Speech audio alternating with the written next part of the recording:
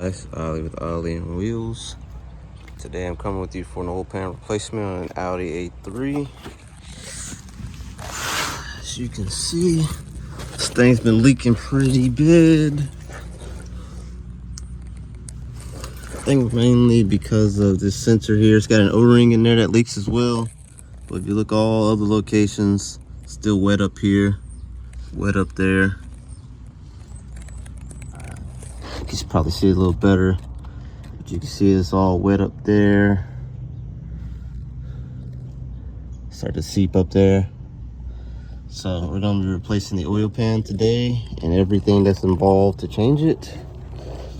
It's been leaking for a little bit, as you can see by the puddle here. So they opted for the upgrade. So they make the upgraded ones either aluminum or steel. I opted for the steel one due to steel's a little bit stronger. I know aluminum would probably be better as well, but I didn't want to risk the aluminum cracking or anything. So I just opted for the steel, and it's just as good. This kit came with everything I needed. Came with a giant tube of a gasket maker. Just need the caulking gun for it. It came with the seal. I think that's for the oil leveling sensor. It's at the bottom. It came with the 3 nuts for the oil leveling sensor that sit here. And it even came with all the oil pan bolts, brand new. So it is a torque specs for these. I do not know the torque specs, but you could probably search online somewhere and find the torque specs to just torque them. That way you don't over tighten the pan or anything like that. But it's a nice upgrade, and I believe I got all these from I think it was FCP Euro, something like that, which I've ordered from them a couple times, and they're pretty good, pretty fast shipping. So gonna get this oil pan going today. So I did already start by taking off this undersplash shield. So they do take, I think it was T25. So on the side here, there's a couple T25s that are on both sides. And I believe it was some at the front as well. And on the back side, you got three bigger ones that are about this size. I think they were T45. Yep, they were T45s. So it was 3 of those. Once you do that, you can remove the bottom splash shield, and you'll have your plastic pan exposed that we're going to get rid of and put the new steel on. First things first, drain the oil. Just gonna get all that stuff out, let it drain for a bit into a pan. And it is a special tool for these. As you can see, mine was already broken. It's broken there at the bottom. So what I did was I got a big flathead and just kind of twisted it off, only because mine was broken. They do make a special tool to properly take these off, which I didn't have, but it is a special tool. But I used the flathead to get my broken one off, because I was fortunately I'm the last one to work on it.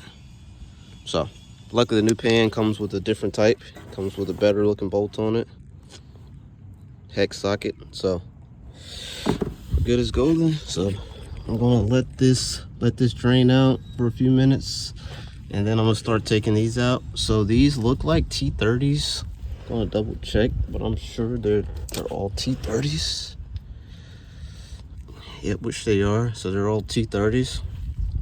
So I'm gonna take all of these T30s off. Doesn't seem like anything else is in the way. It's got the intercooler pipe in here. It might get in the way just a little bit, but I can still get to that bolt there, and I can still get to that one. I can still get to those without the intercooler piping being in the way. And all the other ones are pretty clear to get to. So I'm gonna drain the oil. I'm probably gonna go ahead and take the sensor out while I'm already here. So these look like 10 millimeters. So I'm gonna get these 3 10s out, wiggle the sensor off, get it out of the way, clean it back up, clean the sensor up because it is filled with oil on the outside, and get ready to drop this pan. I did fail to mention, to get this connector off, all you gotta do is kind of pull back on it, and it'll lift up and take the connector off of that, because it'd be a lot easier to grab it and just kind of try to wiggle it off to try to get the sensor separated. Or if you don't want to take it off, you can always just take it off after you remove the pan. I'm just choosing to take mine off now since I'm already down here. and I'm waiting for this to drain anyway, so I'm just gonna take mine off now. All right, so I got the pan off. What I did was I held one last bolt in there, and I started trying to pry on the little corners here, the corners there to where I could reach until it dropped. Then once I did that, I kind of held the one side up with my hand, got the bolt out, then just kind of wiggled the pan off and it dropped. But it definitely helps to have one of these. These are for transmission pans. I normally keep this when I do like oil pans and big jobs, so it contains everything. It's big enough to hold the whole pan and keep everything in here. So next thing's next, I'm gonna get a razor blade. Typically clean all the edges off real good, because this is excuse me, because you got to prep it for the RTV.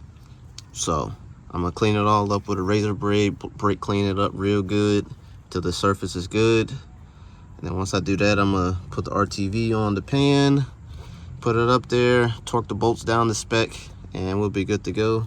I'm gonna try to find those torque specs. I'll put them either in the description, I'll tell you guys once I find the torque specs. But after that, we'll get this pan from stop leaking, because it had a lot of oil in here because they kept having to add it. So we're gonna put the right amount of oil back in it, and we'll be right when the leaks. Got most of it cleaned up. I just gotta clean that little section up a little bit more, but majority of it's clean for the most part. This old residue, can't even feel it. But the rest of it's pretty good. So I'm gonna keep letting it drain out, because oil keeps coming out of here.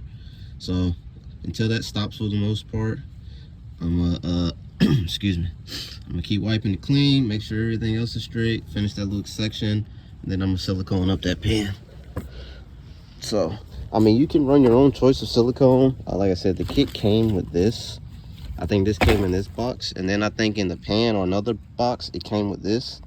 So I'm probably going to use this because I did not bring my caulking gun with me, and this works just as good.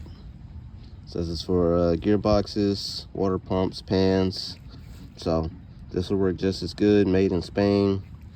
And put a nice little bead all the way around, and it should be good to go. It's not too difficult. Got my plier, got my snippers here. Came with a little nozzle to get a nice little thick bead on it. And yeah, it's pretty much it for the most part. Give you an update once I'm finished cleaning it, letting the oil drain. Give you an update, and we'll see how it goes. All right, so this is that I believe the oil leveling sensor that sits at the bottom. So it did come with a new seal for this. So the thing I did was I got a small little flathead and got underneath it. So what I did was get underneath it and just try to go all the way around until that seal started coming. Once you do that, the seal should just pop right off, and you replace your seal just like that. Just got the new one in the bag. Compare them, make sure they're the same, which they look the same, and that's how you replace that seal. And typically I'm gonna just put that on last, loop that little seal once I put it back on the pan, and we should be good to go. All right guys, so I got the pan on, sitting it on the ground. So I got the pan on, and these bolts are torqued to yield. So I will put the specs inside the description. But I think it says something about hand tight 8 Newton meters, and then I think you got to get it an additional 45 degrees on each bolt because they are torqued to yield. So I'll make sure I put the specs in the comments. But I mean, that's all it is to it. I mean, the job's technically done once I torque the bolts. I'm gonna put the pan belly shield back on at the bottom. Double check my leaks, make sure we ain't leaking, and if no more leaks, then we'll be good to go. Job completed. All right guys, that is a job completed. So all the bolts are in, all the bolts are torqued. Like I said, I'm gonna put these oil pan bolt specs in the description. Like I said, I think it was 8 Newton, hand tight, 8 Newton meters, and then I believe 45 degrees. So if you got a torque angle gauge or something like that, definitely try to get that. Another trick you can try is I painted them, so that way I know what angle I put them at. Use at your own discretion. Not responsible if your bolts break. Like I said, these are brand new bolts. This is the way that I did it because I did not have my torque wrench on me and or my torque angle gauge. For some reason I didn't have them today, but I did it this way and it did pretty good to me. Like I said, not responsible if you break your bolts and or didn't get brand new bolts. These three, like I said, these came brand new bolt nuts as well, and I think they were at like 9 Newton meters. And just double check the drain plug, just make sure that's tight. Pretty much hand tight for that. You should be okay. And gonna put some oil in it, let it run for a bit, and good to go. Like I said, this is on a Audi A3 with the 2.0 turbo motor. So appreciate you for watching.